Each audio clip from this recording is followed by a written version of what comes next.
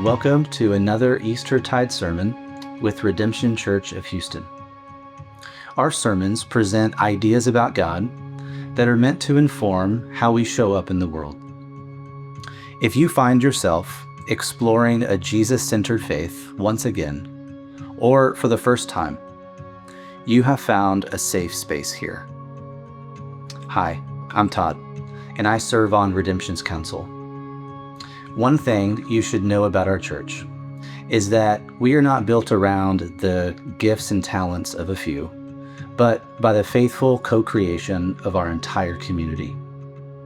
Whether you're here in Houston or listening from far away, you can contribute to our work. Learn about some of the different ways you can get involved at redemptionhou.com/give. Your contribution helps us as we pursue health now and for the years to come. Now, as we step into this time together, let's take a moment to pause before a reading from John's Gospel.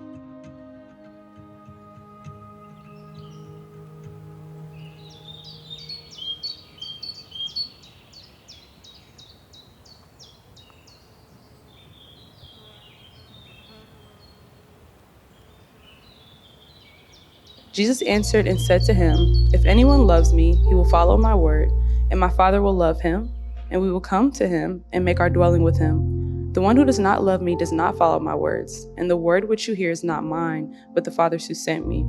These things I have spoken to you while remaining with you. But the Helper, the Holy Spirit, whom the Father will send in my name, he will teach you all things and remind you of all that I said to you. Peace I leave you, and my peace I give you. Not as the world gives you, do I give to you. Do not let your hearts be troubled nor fearful. You heard that I said to you, I am going away, and I am coming to you. If you loved me, you would have rejoiced, because I am going to the Father, for the Father is greater than I. And now I have told you before it happens, so that when it happens, you may believe."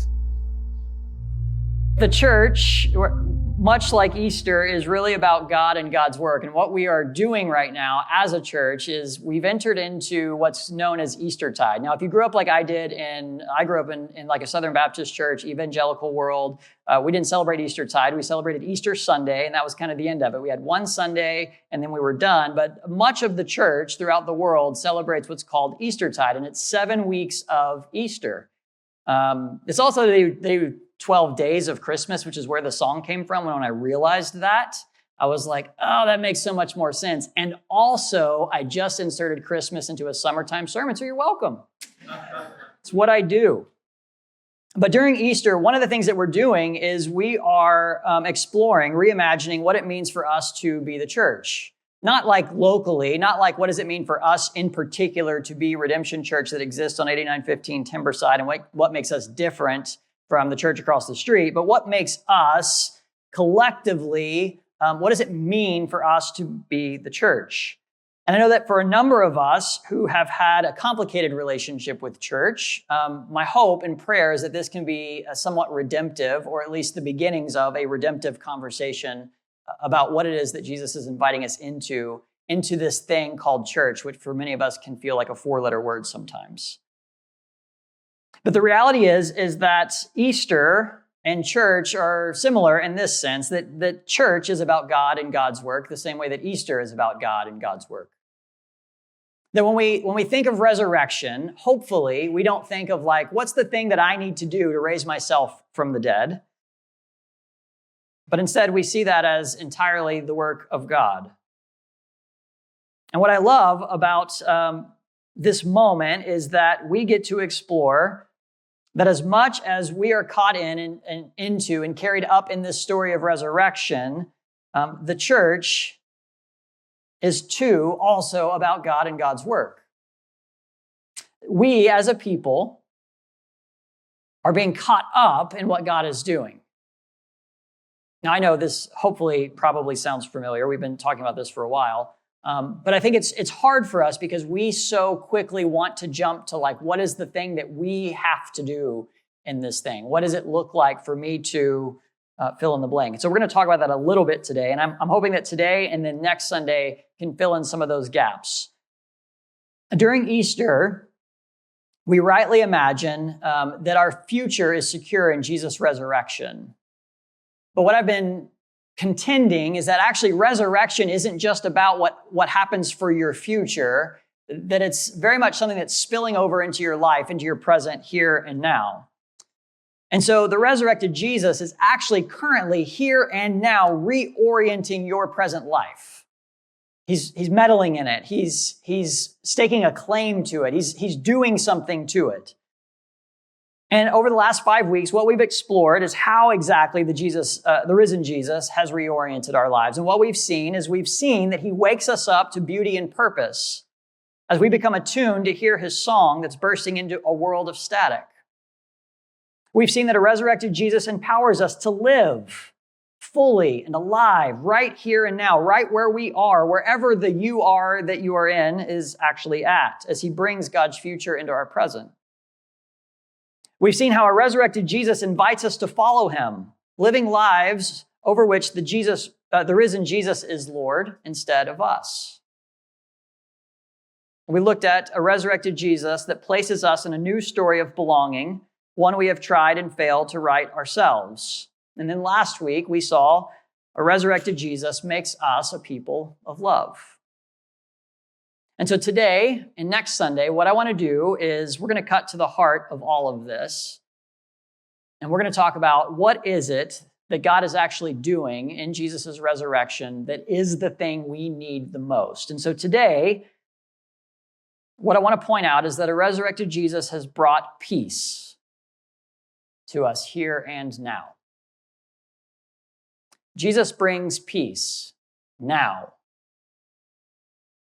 Not someday, not one day, not in the day in the future that you hope for, or not tomorrow, not when you finally figure it out, not when you finally believe rightly, not when you finally stop doing that thing you're not supposed to be doing or start doing that thing you know you should be doing. Jesus brings you peace now.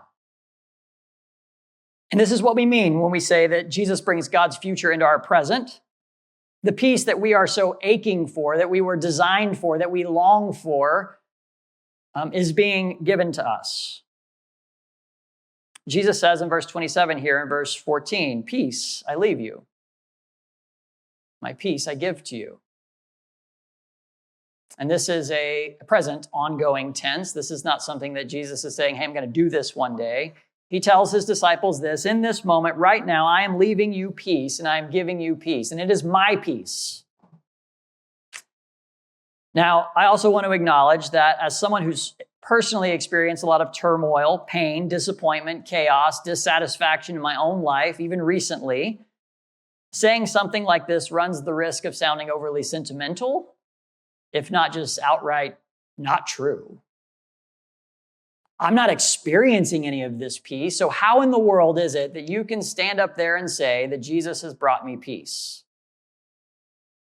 You might hear me this morning and think that, well, maybe you're missing out on something. Maybe you're like on the outside looking in. Maybe you're not doing something right. I cannot tell you how many of you I've talked with over the years, have had a conversation with, where you have come to God in a moment of significant need, significant longing. You've reached out, you've earnestly and honestly and as desperately as you know how, you have prayed for something.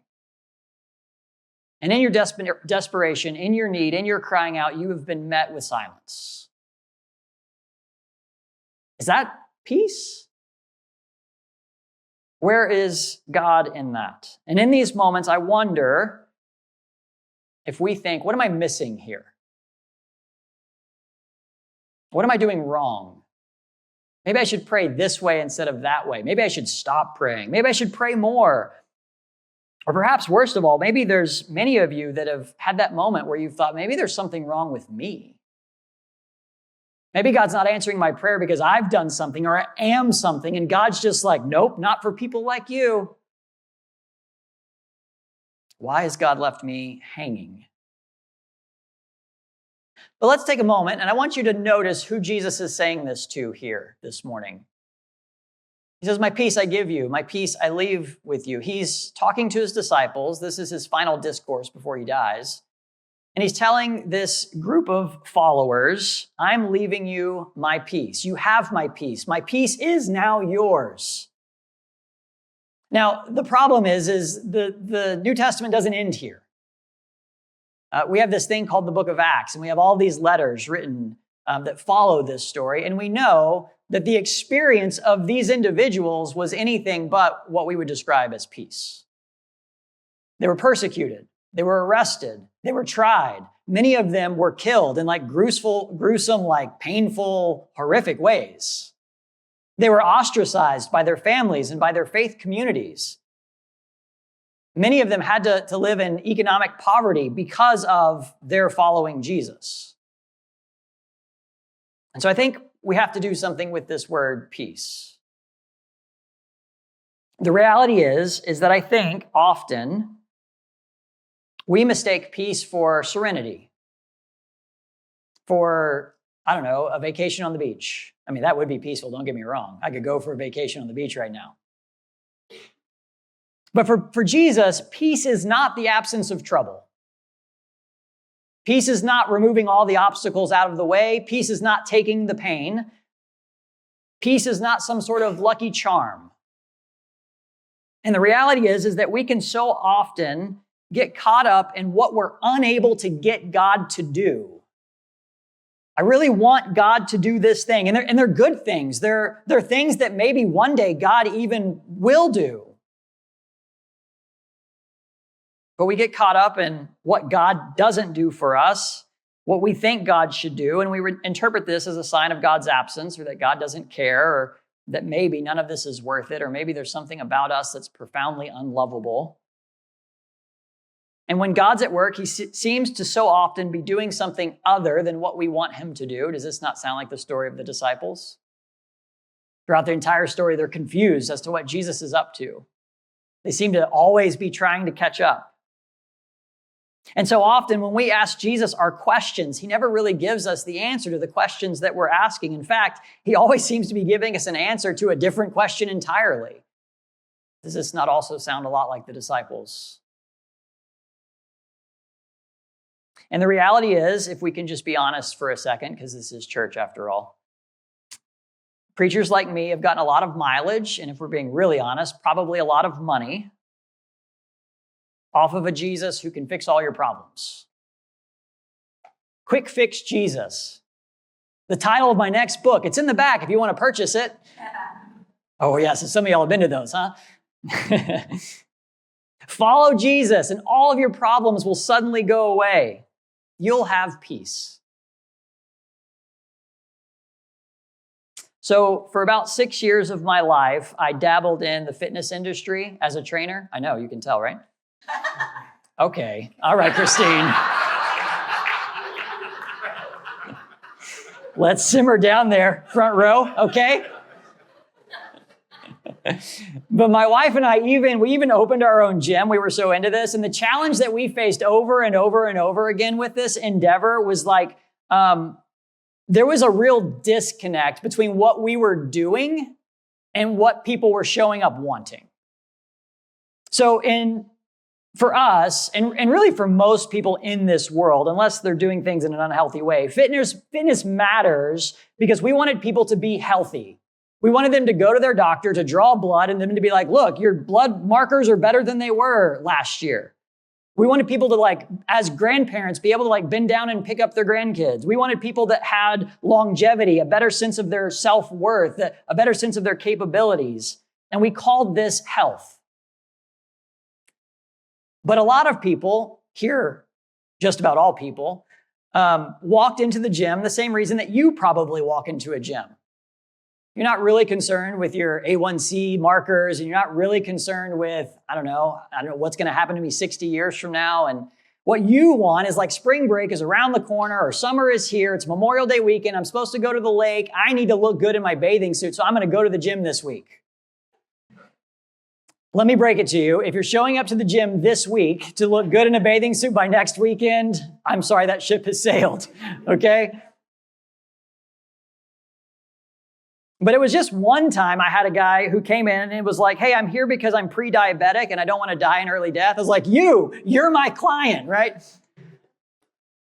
But everyone else, it was almost always, I could stand to lose a few pounds, or I've got this wedding coming up, or I just want to fit into this dress, or I just want to look good in a bathing suit, or I don't know. Y'all know the stories. These are the stories that we all have. Even me, myself, as someone who, like, the reason I walked into a gym the first time was that. What people wanted was not health. I mean, we want health. That's boring. Health is nice. What we really want is we want abs. We want to look good in a bathing suit. And so what we never did when someone walked in with this sort of thing, hey, I want to lose 10 pounds, was say, sorry, I can't help you. But instead, we helped them set some realistic expectations. No, you're not going to lose 10 pounds this week. And there were people who thought they could. We helped them see that they would need to give this a little bit more time to reach their pant size goal or whatever it was they had. And we laid out what this might look like. Here's how often you should come. Here's some things that, I don't know, maybe you should stop doing this and start doing that.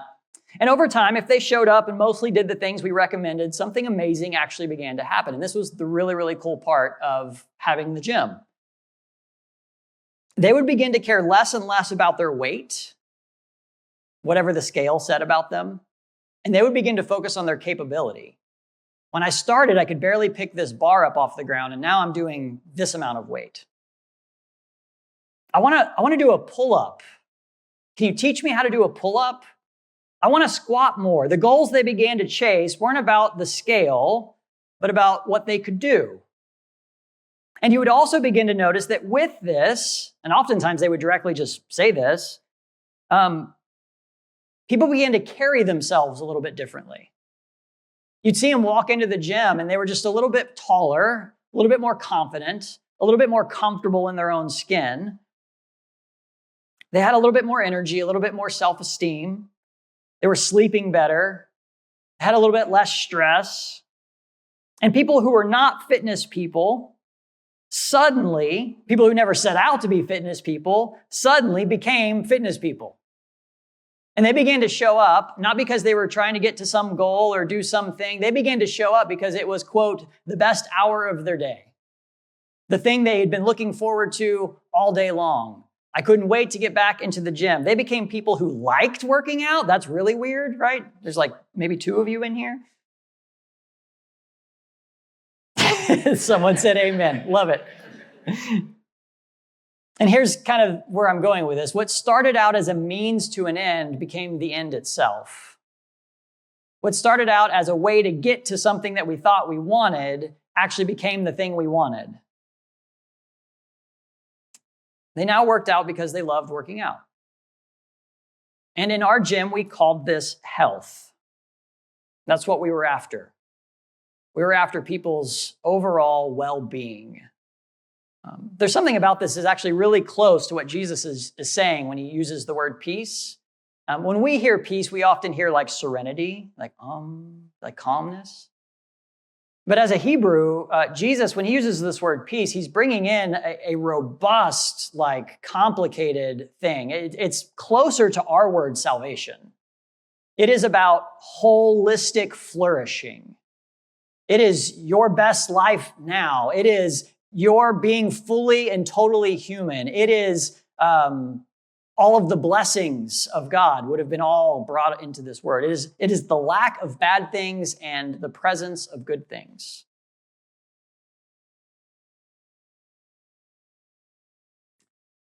When Jesus tells us, I am the way and the truth and the life, I think we hear Jesus saying, hey, I'm the way, as a means to an end.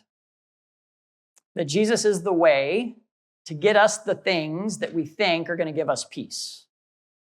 They're going to remove the things from our life that we think need to be removed. That if we can just use Jesus like a product or like a widget, then we can get whatever it is that we want. And once we have the thing that we think we want, then we'll have peace. Then we'll flourish. This is our quick fix Jesus, the one who can get us where we want to go. And not unlike the disciples, I think we put our expectations and our definitions of what peace is, what success is, what a good life is, we put them on God and we expect that that's what he's going to give us. Because if he loves us, right? And anyone who's been around kids knows that just because a kid asks for something doesn't mean it's what's best for them. But Jesus' peace at its root, if you look at the text carefully here, is one thing at its core, and that's God's presence. Did you catch that? That, hey, the Father and I are going to come and make our home in you. And then when I leave, the Helper is going to come and the Spirit is going to dwell with you, and I'm leaving you my peace. It's my presence. God's presence is the thing that we need. It is the thing that we need most of all. It is the thing from which all the other things that we think we want come from. It is where all goodness comes from, all beauty comes from, all delight, all life, all flourishing is rooted in God's very self. And so if we have God's presence, all the other stuff falls into place. And so Jesus being the way does not mean that Jesus is a means to an end, but instead, Jesus is the end. And so often we find ourselves coming to Jesus because we think that maybe Jesus can give us the thing that we want, and we find ourselves falling madly in love with Jesus himself. And the problems are still there. The health problems are still there, and the stress is still there, and the broken relationships are still there, and life is still very much fully, actually really there, but now we have Jesus. God's peace is God giving us God's self. Because without God's presence, we can't have peace. Right? This is the history of Israel. They're chasing all these other things outside of God, thinking it can bring them flourishing, it can bring them blessing. Well, if we do this for this God, then we can have kids. And if we do this for this God, then we can have crops. And if we do this for this kingdom, then we can be respected among the nations. We can do all of this without God, and we can flourish. And it's backwards. No amount of wealth, no amount of success, no amount of whatever is going to give you the fullness of life that Jesus is describing here without God's presence. And we can then flip that, right? Because if you have God's presence, no amount of poverty, no amount of suffering, no amount of negative circumstances can take away the fact that you have the thing that you need most.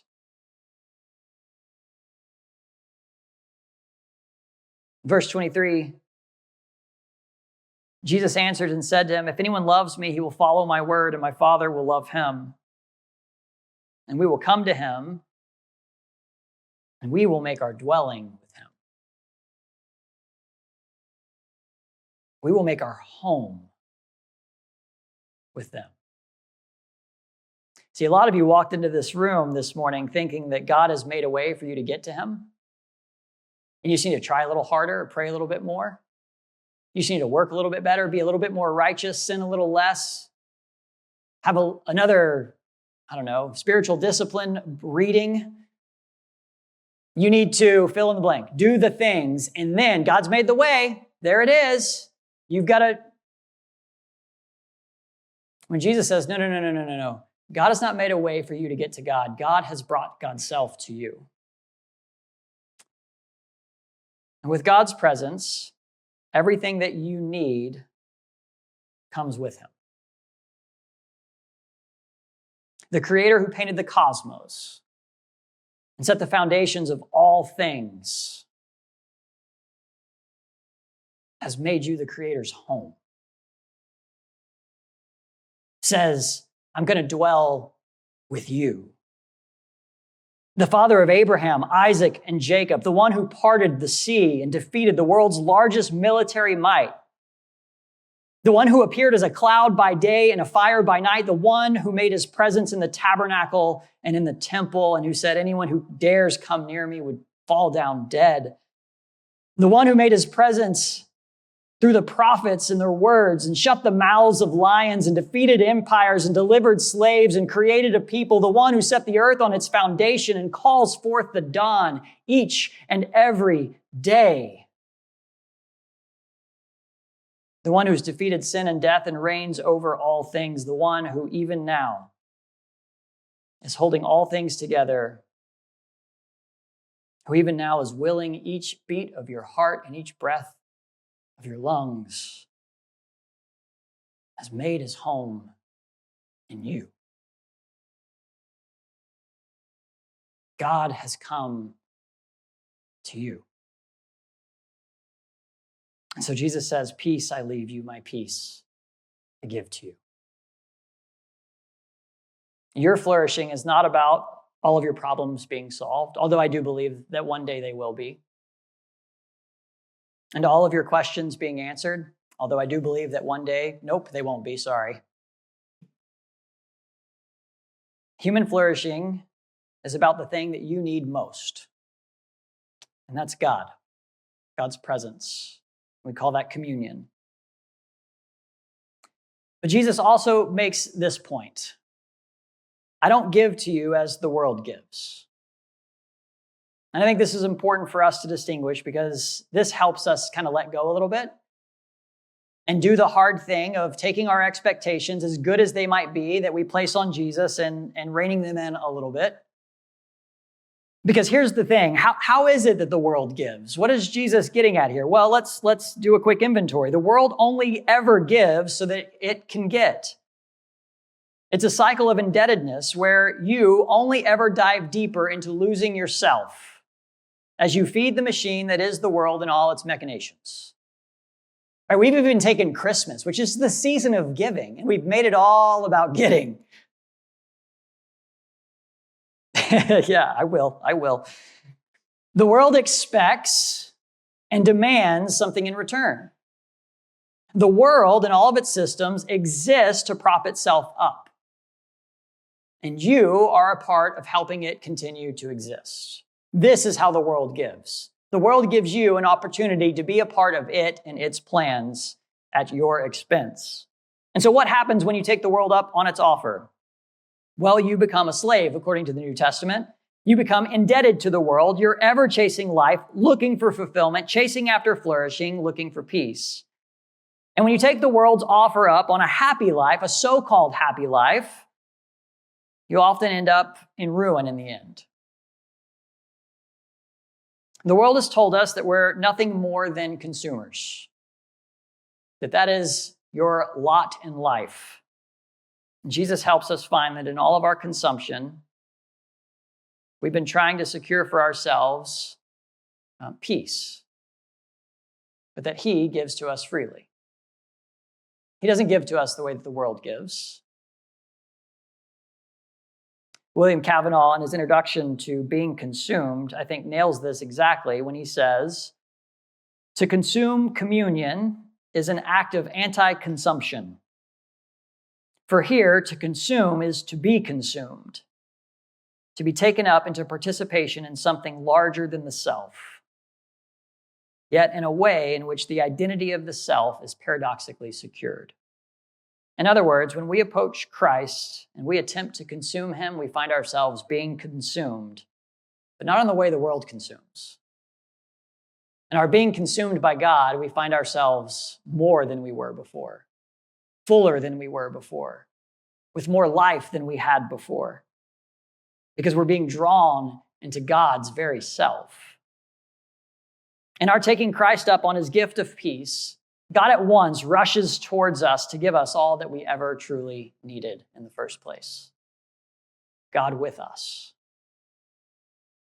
And so in the end, I know, I've been there.